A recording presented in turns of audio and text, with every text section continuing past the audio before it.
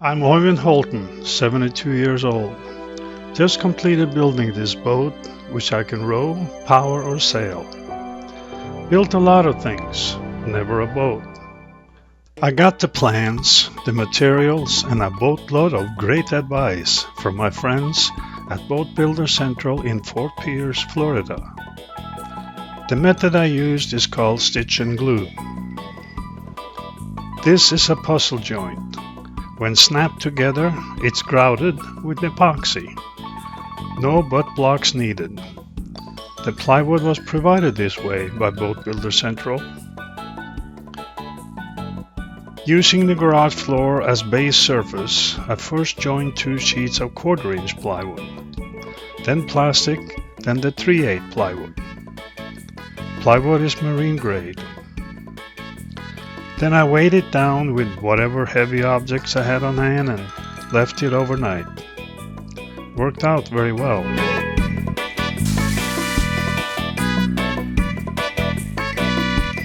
When I opened the plans envelope, I was surprised to find such detailed drawings.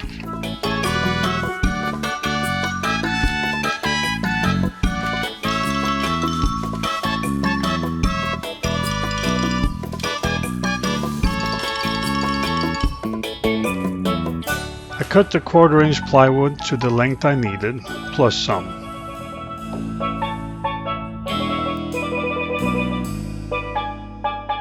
I started by laying out the hull sides.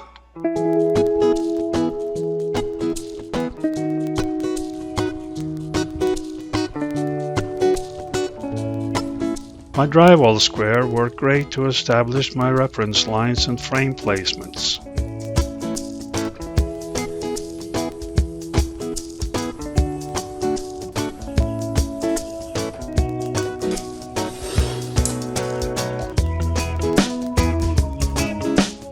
Using the edge of the plywood as a baseline, I established the curvature of the hull side. By the measurements given, I drew the transom angle.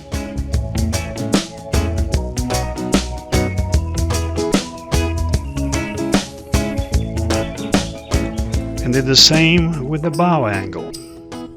I tried my best to be exact.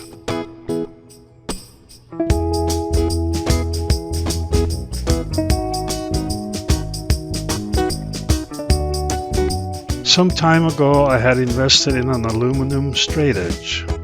It's flexible and allows me to make a perfect curve. Fastening a nail on each of my marks and bending the straight edge accordingly is hard to make a mistake.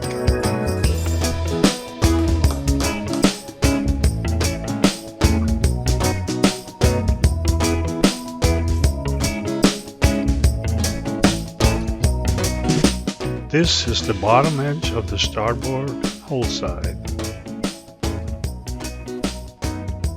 I set the depth of my circular blade slightly deeper than the thickness of the plywood, allowing me to cut the slight curve.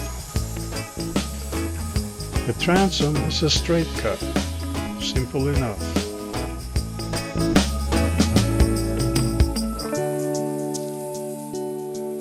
I was careful cutting the bottom edge of the hull side. Better to have to trim it than cutting away too much. The bow is also a straight cut.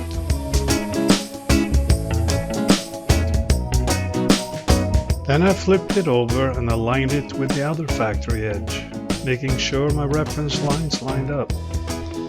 Then I just traced around it. Stitch and glue was new to me. Working on the hull side, I drew a line on the edges to be mated with the transom and bottom. Then I marked a corner and every 4 inches.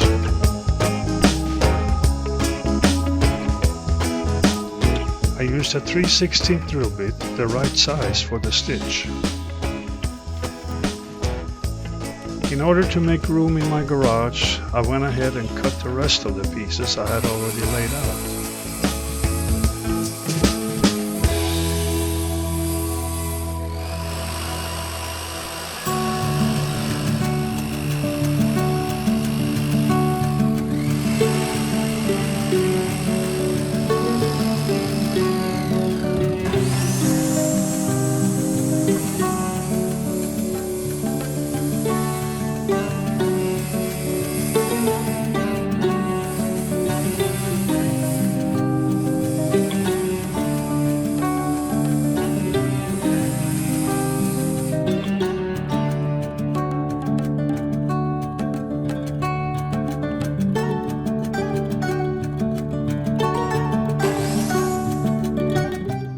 Mating the hull side with the transom is critical, so I took great care as to marking my stitches.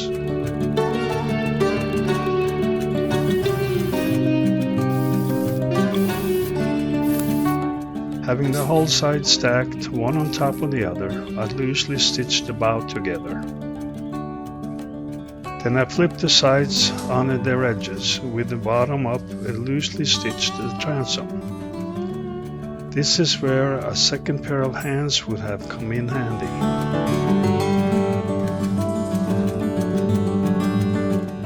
Next, I placed the middle seat frame and tacked it even with the inside edge of the hull sides.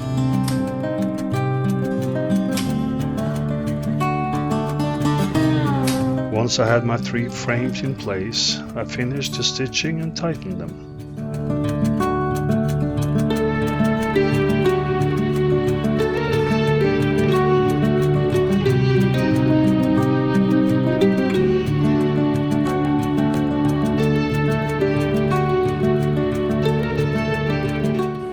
At this point, I laid out the bottom and cut it.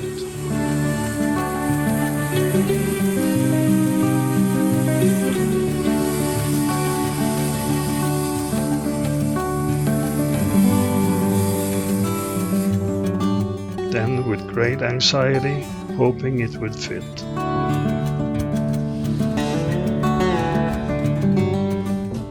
It did.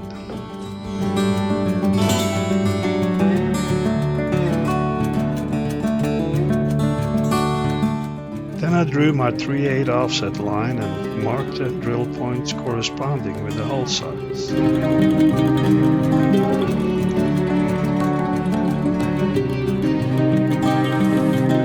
And of course, there were lots of holes to drill.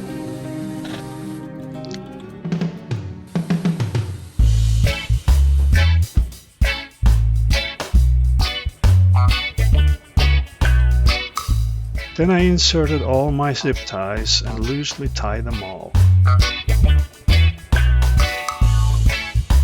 Finally, I tightened all the ties, making sure that the inside corners of the bottom connected correctly with the sides. My dinghy was finally taking shape.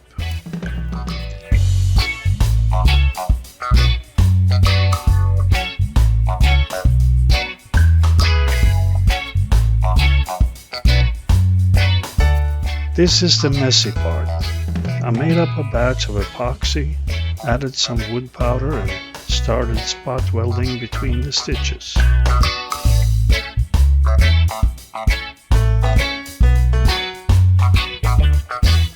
In my mind, I realized I should have epoxy coated all my plywood as a first step.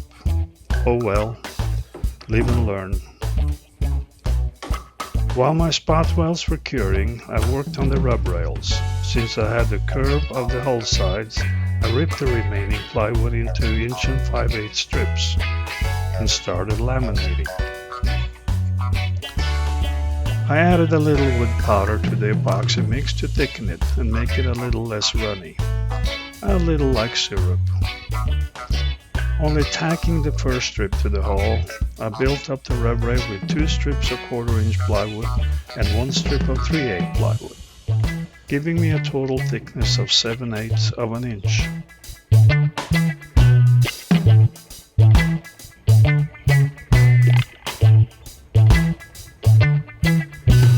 As conventional clamps are expensive, I split a 2-inch PVC and cut sections of about 1.5 inches long.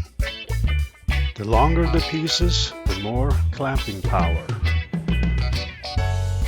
1.5 inch worked great for my purpose.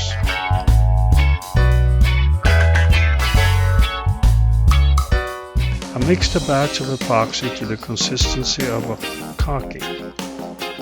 Transferred it to a quart-size freezer bag, cut the tip off a corner and caulked between the inside stitching. I also did some filleting with the leftover.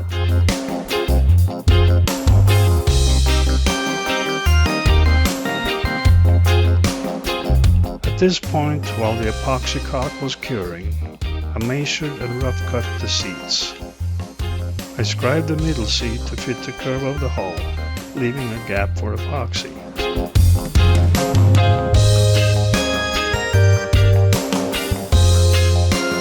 The curve was easily cut on my table saw.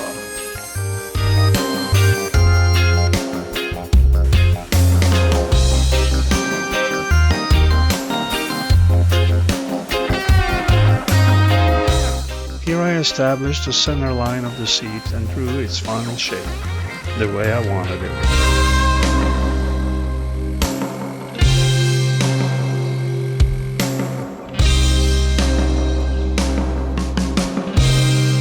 Before removing the rub rail, I established the angle of the bow miter.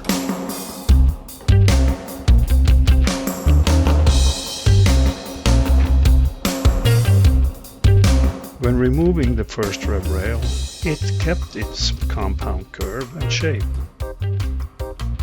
I removed the tacks by pulling them through the plywood. Soon I would need to install my dagger/centerboard box, so I started to assemble it. If I had done this when I had uncut pieces of plywood, I wouldn't have to do this now. Notice the starboard rub rail is assembled and curing. Another step on the dagger box. My dinghy is pretty light and easy to turn over.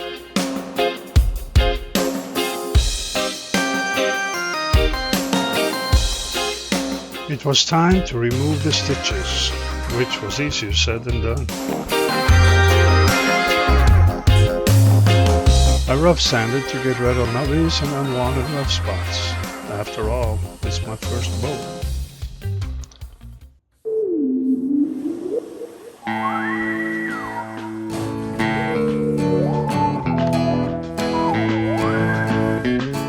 Time to configure the skeg. I established a longitudinal center line and scribed the skeg to fit the bottom curve. With a clamp and a piece of scrap, I drew the aft angle. Then I drew a line from nothing to 3.5 inches. No spec said I had to, but it made sense to me. A 1/4 inch rounding bit took care of the sharp edges. Then a coat of epoxy on the entire exterior. While I had my router set up, I went ahead and routed the seats, masthead, and breasthook, as well as the aft knees. With the hull still wet, I made another batch of epoxy paste and filled every little gap I could see.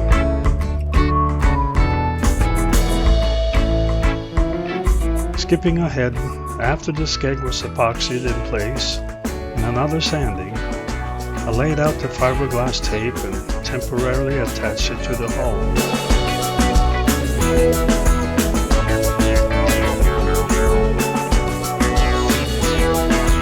I learned quickly to mix my epoxy in small batches. After rolling it on thoroughly, soaking the fiberglass and removing the tape as I went. Using a pair of 4-inch plastic drywall knives, I wet out the tape tightly over the chine and corners.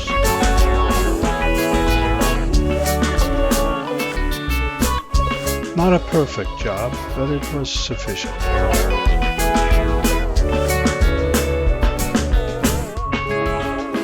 There were a lot of nubbies, so I gave the hull a light sanding.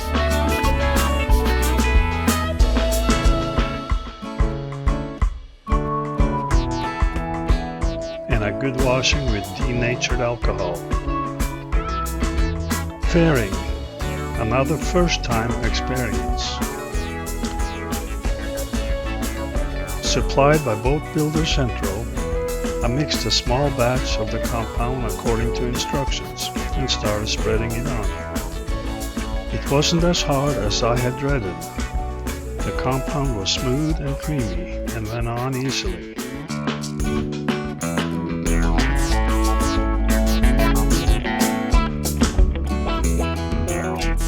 I realized I had spread it on too thin and applied a second layer and a little thicker this time. Kinda like working with drywall mud.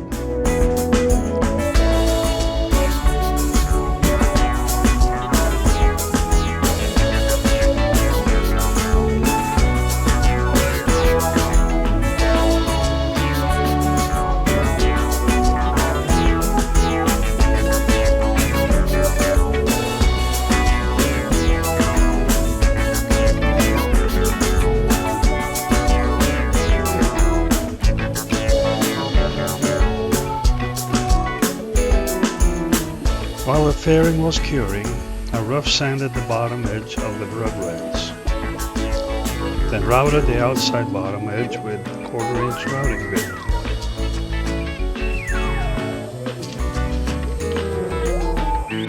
And sanded with 120 grit paper and filled all small cracks with epoxy.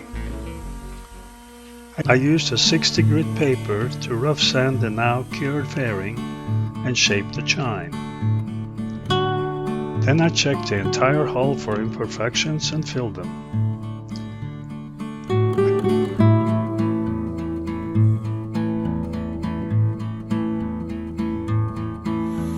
I cut a 2x4 the length of a sheet of sandpaper and used a 80 grit for rough sanding, then a 120 grit for the primer to grab a hold of.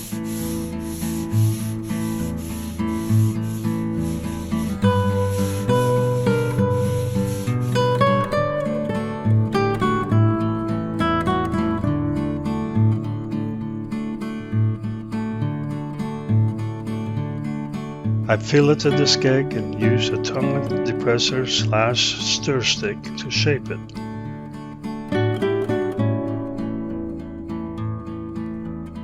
I used a straight bit to remove excess fiberglass tape. Now it was time to attach the rub rails. First I cut the compound miter I had previously marked. I lined up my mark on the rub rail with a mark on the hull side. Then I used a piece of scrap I had cut earlier to match it to. Perfect fit. Well, almost. I applied a coat of thickened epoxy and lined it up with a mark on the middle of the hull side. I attached a clamp temporarily before adding my PVC clamps. The starboard side is just a repeat of the port side. After curing for about 12 hours, I removed all the clamps. I had rub rails. My bow miter looked good and felt solid. This crude cart contraption worked great for moving the boat outside. Okay, my dagger box is complete and ready to be installed. With center lines marked on the bottom and seat frame, I traced the outline of the box, offset 3/8 each side and drilled a hole in each corner. I flipped the boat over, cut the hole and flipped it back. I smeared epoxy on the bottom of the box and the side against the seat frame. Attached a couple of screws which I later removed and puttied the holes. I wanted a little more substance to epoxy the seat to, so I added a cleat. A 45-degree angle cut on the aft end of the rub rail seemed appropriate, and a square cut an inch in from the bow point. I sanded the top of the rub rail even with the top of the hull. Then I rounded it evenly, blending it nicely with the transom, as I did with the bow point. This is the mast step. I epoxied an 1.5 inch thick block of wood to the bottom against the bulkhead. The 3-inch hole lined up with the center line, but not very pretty. But I did clean it up some. Then I used up the rest of my bag of epoxy filleting. The PVC tool didn't work too well. To complete the rub rail, I routed it with a 1/4 inch rounding bit.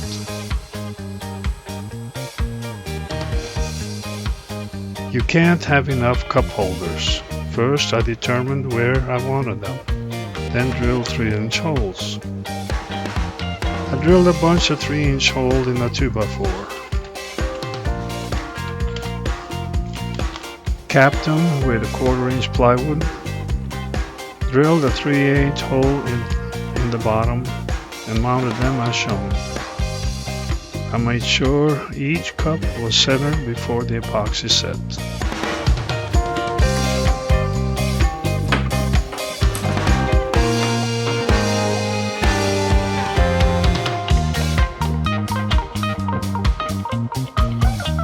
I added a small fillet to the bottom of the rub rail. Bending a rubber spreader seemed to work best as a fillet tool.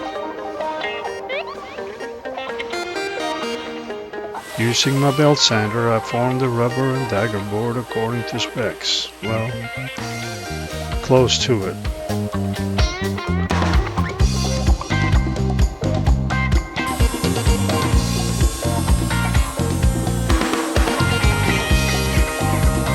After finished sanding all the parts, I applied a coat of epoxy.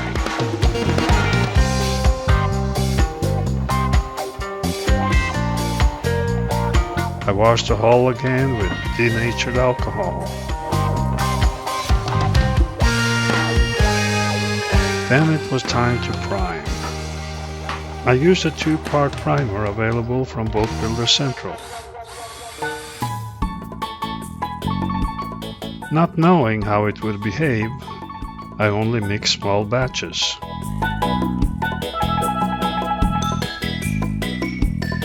I started with a brush on all hidden surfaces.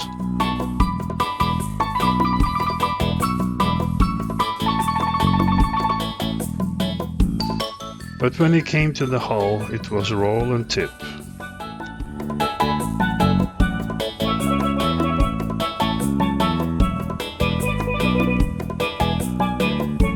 Once primed, I let it set overnight. I added 10% brush reducer to my paint and mixed well. Rolling on a small section at a time, I dragged the brush away from corners at about a 45-degree angle.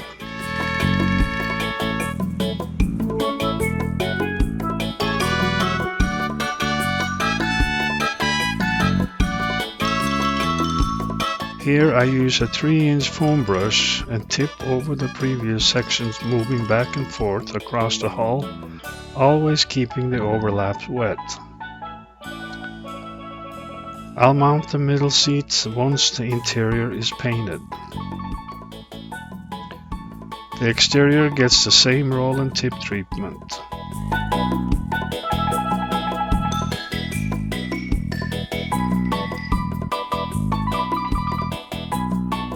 The first coat of white is completed, and it looks pretty good for a first-timer. After 24 hours and a light sanding with 320 grit, I gave it a second coat.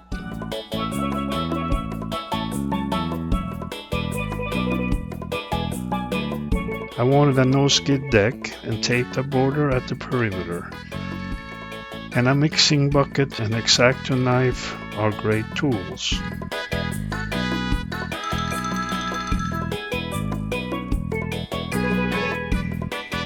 I gave it a light sanding with an 80 grit paper. Vacuumed it thoroughly. Then I painted the areas, and with the paint still wet, I sprinkled on my no skid with an empty garlic container. Once dry, I carefully removed the tape. Then I vacuumed all loose particles and painted the interior a third coat.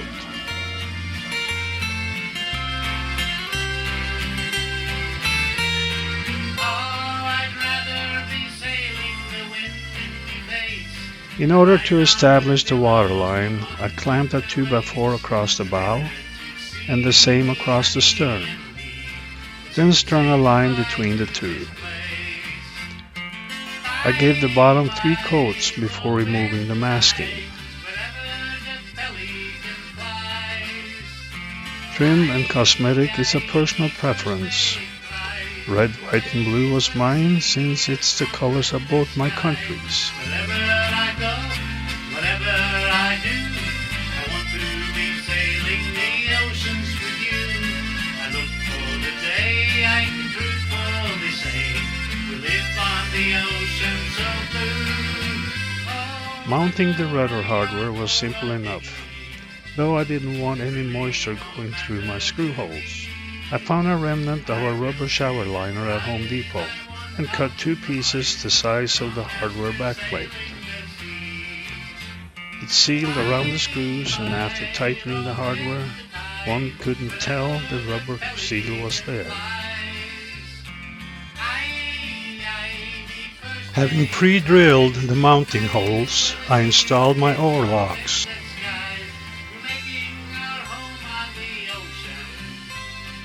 Launch day. I've been looking for this day for 5 weeks, and the anticipation was high. For my wife as well. Would it float? It did, even with me in it. Some blood, gallons of sweat, and tears of joy went into this project. It's not perfect by any means, but to me it is. Happy boating to all, and look for my sail making segment.